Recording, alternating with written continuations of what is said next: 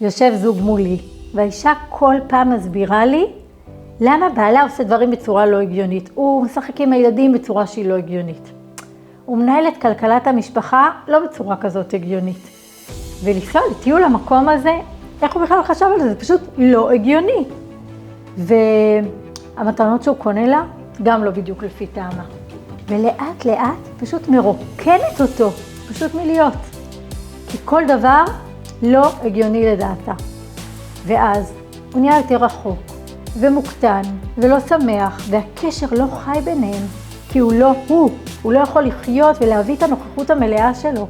בזוגיות, שנינו רוצים להיות נוכחים, ולהביא את השפע שלנו, לתת מקום לשפע של בעלך.